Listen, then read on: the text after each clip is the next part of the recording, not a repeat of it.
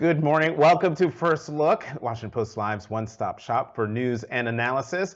I'm Jonathan Capehart, opinion writer for the Washington Post. Last night, President Biden sat down with NBC News' Lester Holt. They talked about a lot of things, including the lifting of mask mandates by Democratic governors. Joining me now is Ashley Parker, White House bureau chief for the Washington Post. Welcome, Ashley. Thanks for having me. And a reminder to our audience, we want you to join our conversation, so please tweet your questions and comments to the handle Post Live. So Ashley, the president disagreed adamantly in that NBC interview that the CDC and the White House have become irrelevant with their recommendations regarding mask mandates. How is the White House trying to stay ahead of this confusion and retain its influence over this continued public health crisis? Well, you're right. He did disagree adamantly, but he also seemed empathetic to the frustrations of Americans, of parents, of people sort of generally, which is now increasingly bipartisan, do in different ways want to return to some version of normalcy, whether that's not always wearing a mask or that's sort of getting vaccinated and then going about your life. And he did a couple times say, look, this is a hard call. And when asked about what those Democratic governors were doing, which is sort of rolling back some of these COVID regulations, and I think he was asked sort of about specifically because of the political blowback, if that was motivating them. He sort of said, like, look, there's not an easy answer. I really do understand both sides of this issue, and he certainly understands all of those frustrations. hmm they also talked about inflation, and we're not going to talk about their particular conversation about inflation, but bad inflation news for the White House. When those numbers were released yesterday, prices climbed 7.5% in January, the fastest since 1982. How is the White House responding, especially since the mantra had been that inflation will be temporary or transitory? Well, you'll notice, for starters, they have stopped increasingly saying that it will be transitory, because regardless of what experts, what economists say, regardless of some of the other positive economic indicators, what the White House now fully understands and has internalized is that, at the very least, this is a big problem for them politically. And what matters are what voters feel. It's not just that if inflation is high, that certainly matters, but even if voters just feel that more money is coming out of their pocketbook every month, that at the end of the month they used to be able to save $50 and now they can't. That's what matters, and that's what's going to have a huge effect on the midterm. So they sort of recognize they need to get this problem under control, and then from a message standpoint, they need to empathize with voters and explain that they understand what this is like and what they're doing to try to get us out of this, rather than sort of dismissing it with a word transitory that most people don't use in regular conversation. Mm-hmm. Another big item on the president's plate, on the president's agenda, is Ukraine. Your recent reporting on Ukraine highlighted how Russian disinformation is top of mind for the administration. What is the administration doing to thwart Russian disinformation and misinformation? Well, what we're seeing is a really fascinating strategy playing out publicly that, in basically, in terms of deterrence, which is one of the things the administration is obviously trying to do to deter Russia from invading Ukraine. And they also, of course, have planning if an invasion occurs. But are these sort of information wars that are playing out in public in a pretty stark way that we haven't necessarily seen to this degree before?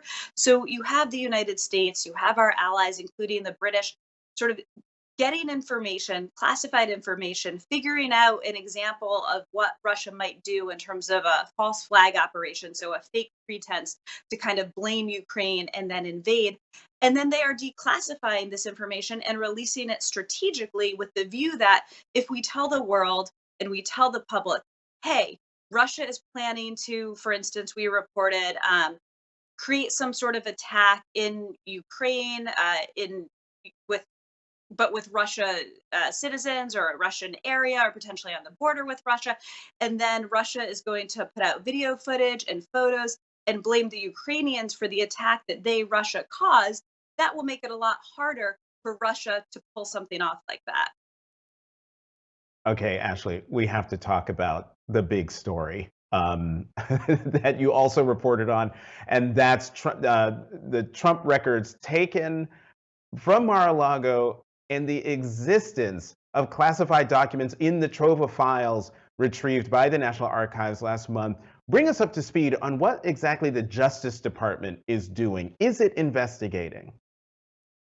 So, what has been referred to the Justice Department by the National Archives is basically the National Archives asked the Justice Department to look into what they believed were very troubling practices by former President Trump. And this includes the ripping, tearing, shredding of a whole range of documents. And of course, that former President Trump left for Mar a Lago with a number of materials, documents, gifts, including documents that were classified, including, as we reported, documents that were marked specifically top secret that he should not have taken, in which the archives has retrieved 15 boxes of.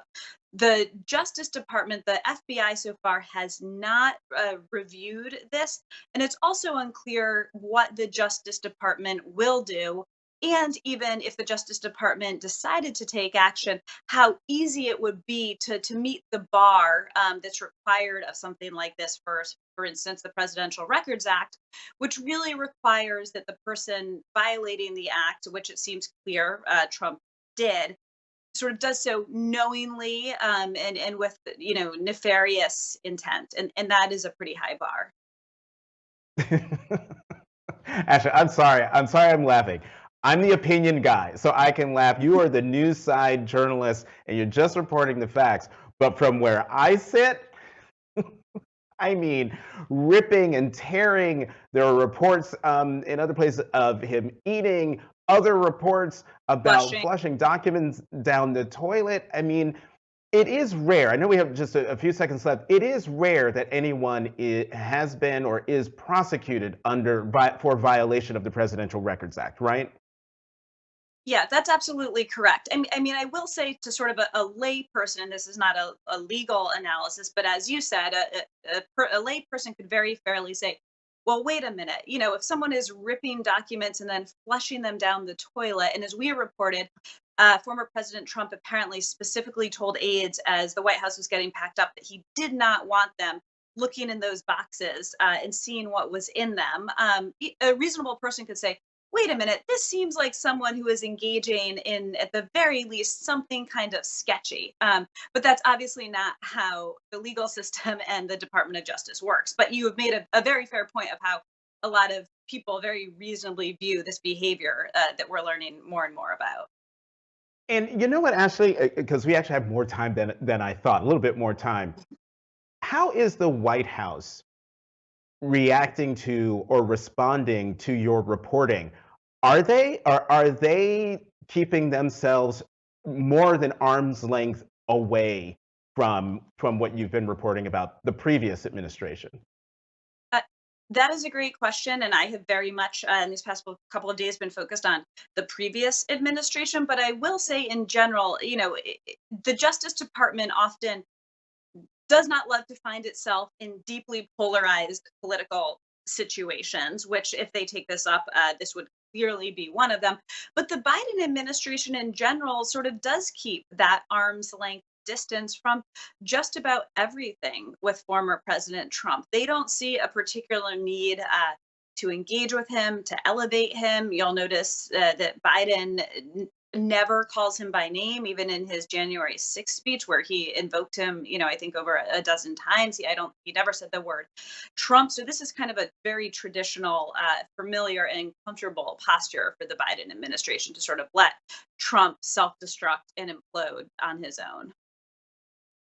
Ashley Parker, White House Bureau Chief for The Washington Post, as always, thank you for coming to Thank you. First Look. Have a good weekend. You too.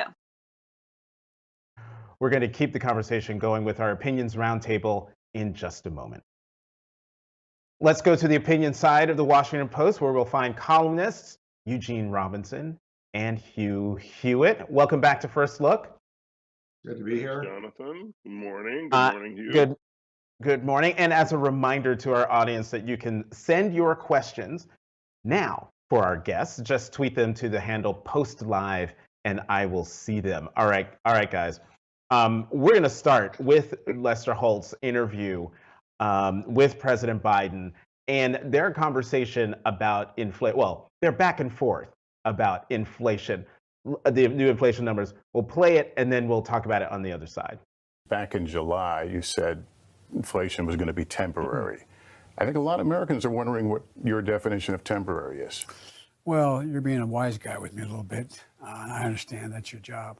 But look, at the time, what happened was let's look at the reason for the inflation.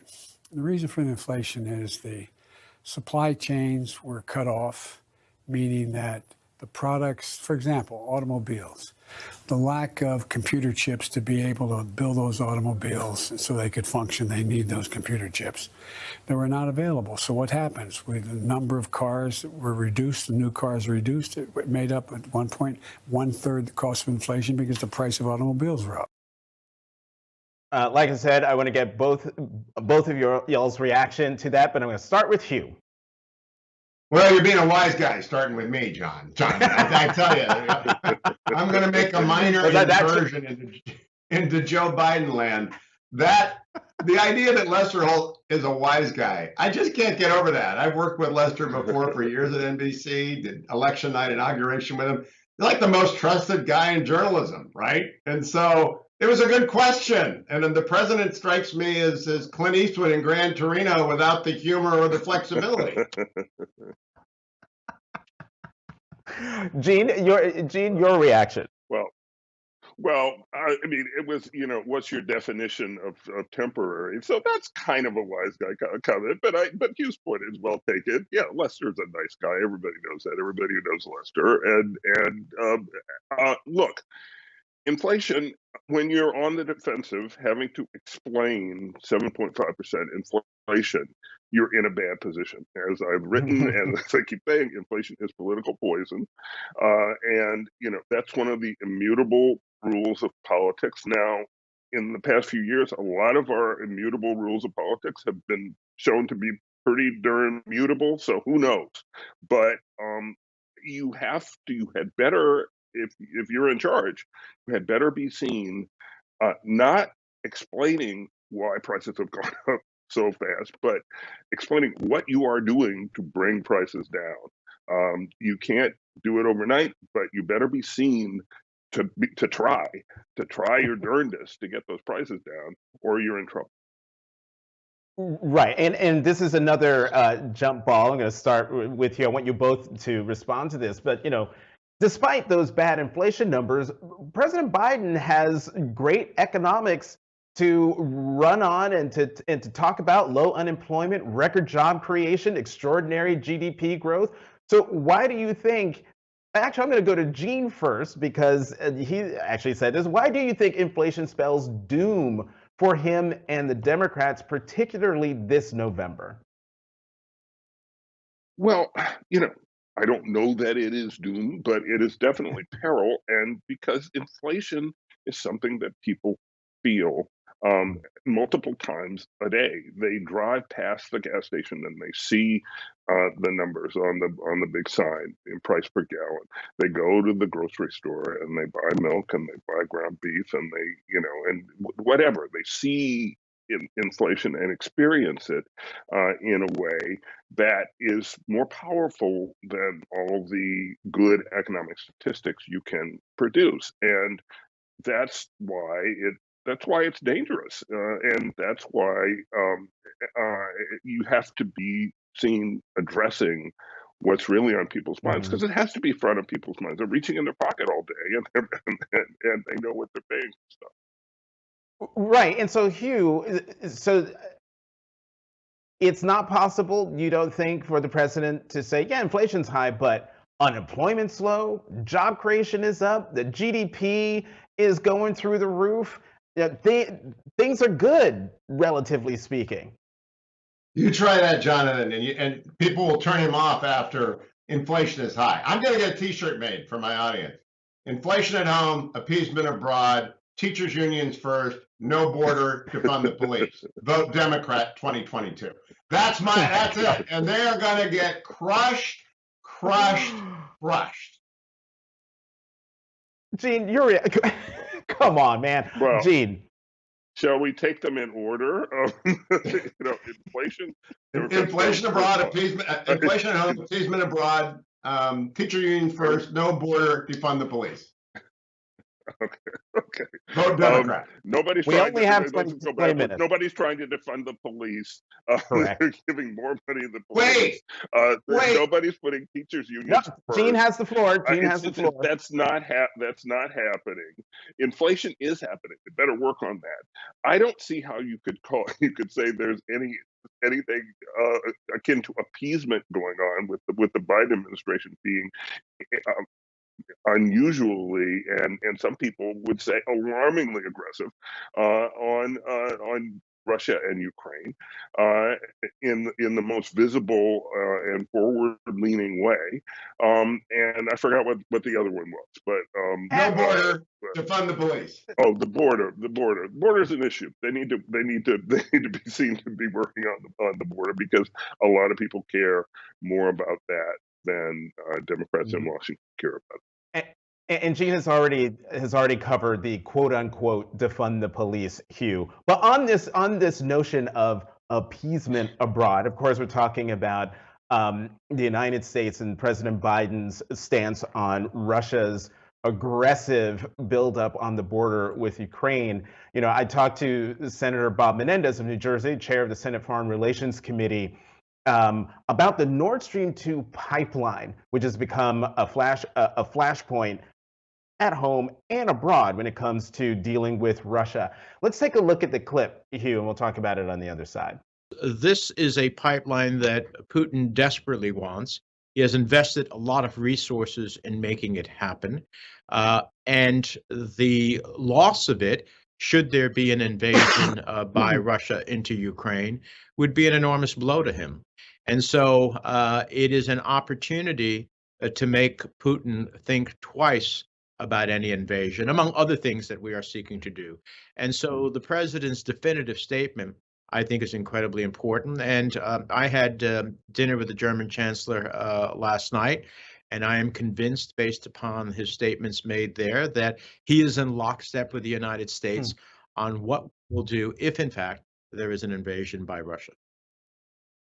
And so, Hugh, on this point, a lot of people were wondering, not wondering, when the president said out loud at the press conference with the German chancellor that Nord Stream 2 would be basically dead if Russia were to invade. And the German chancellor, while not echoing those same words, agreed with that statement. And then later that night at a dinner at the German ambassador's residence with U.S. senators and others, he didn't put any daylight between what the president said and the chancellor's own beliefs. Don't you see that as more proof that the Biden administration is proceeding not, along the lines of appeasement, but along the lines of standing up to Russia's aggression?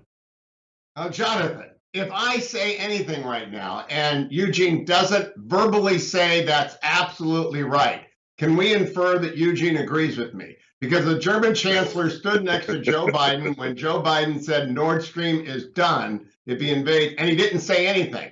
So his private assurances to Bob Menendez, which I'm glad to hear about, are private assurances. But in fact, Joe Biden has not deterred Putin. That's because he's an appeaser. Minor incursion is the definition of appeasement.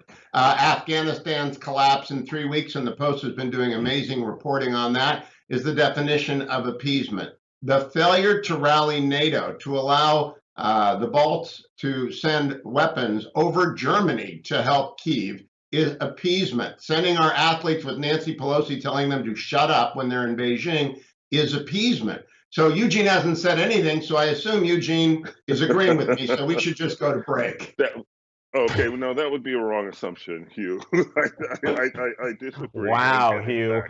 And in fact, Hugh, you are an outlier on this. I can't believe it. You are, because most, at least conservatives that I have spoken with, Republicans who are extreme hawks in the Senate, in the House, are absolutely supportive of the policies that President Biden is taking on Ukraine. Which exactly, this is a you want to get the minor incursion quotes out, Gene? this is the rare opportunity. Minor incursion. Everybody's forgotten about minor incursion because, in fact, you look at what we do, not what we say, and what we have done is incredibly bold and aggressive. And look, he has done everything he can to keep Macron on side, to keep to make it that Olaf Scholz can explain to the German people why there's not going to be a Nord Stream. He's done everything he can to keep NATO together, and in fact has done a good job of it. And he has been way out in front of warning about Putin. He's going to try a false flag operation. He's going to do this. He's going to do that.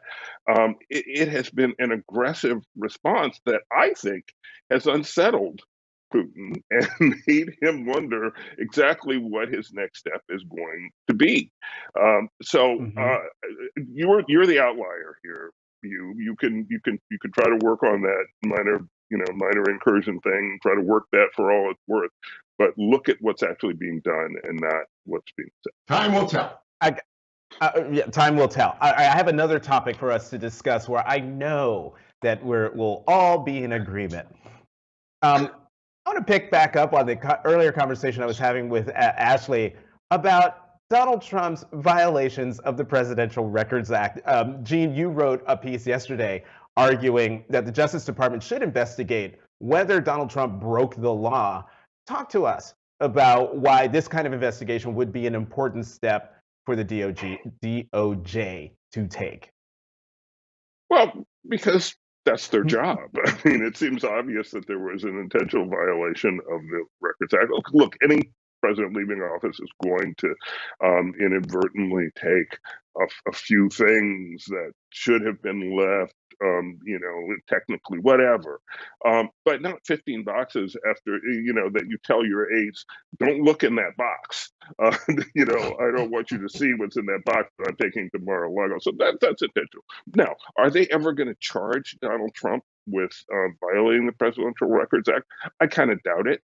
But I do think there ought to be an investigation. More importantly, there should be hearings on the Hill, next week. I mean, what is Congress waiting for? Why isn't the Government Oversight Committee planning a big hearing right now, including subpoenaing the White House staff that had to unclog the documents out of the toilet in the residence and bring them in and put them under oath and get them to testify? I would watch that hearing. I'd watch it too. I mean, Hugh, come on.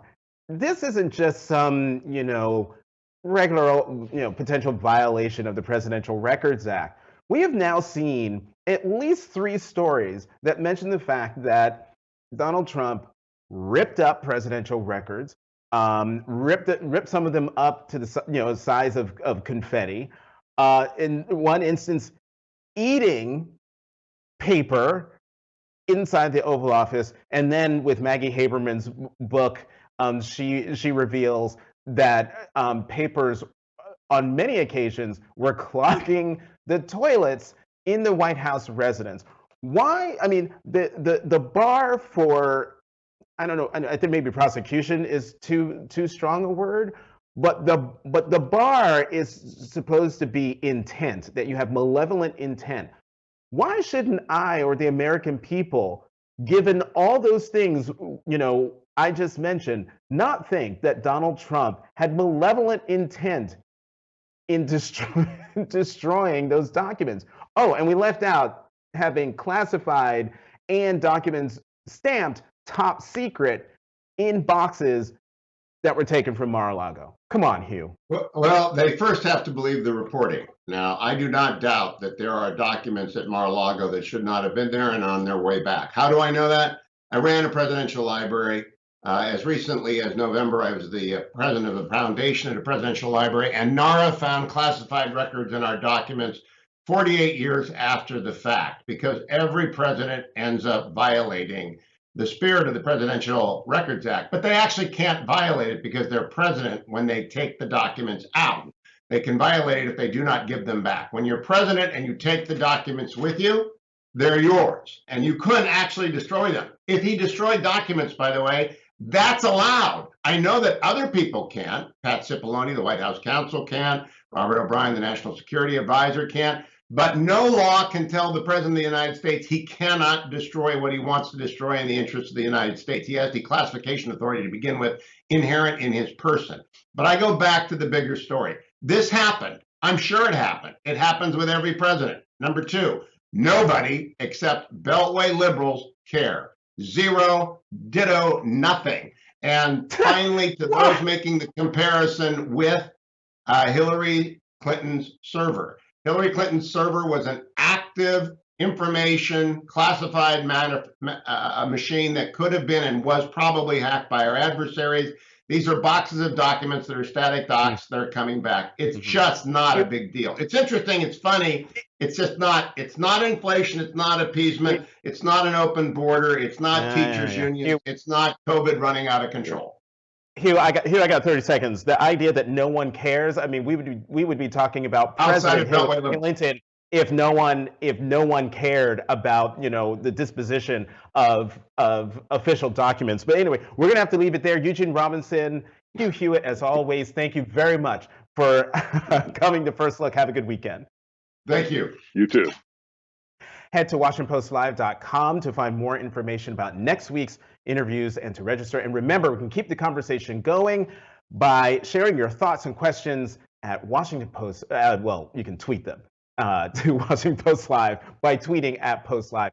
I'm Jonathan Capehart, opinion writer for the Washington Post. Thank you. See you next week.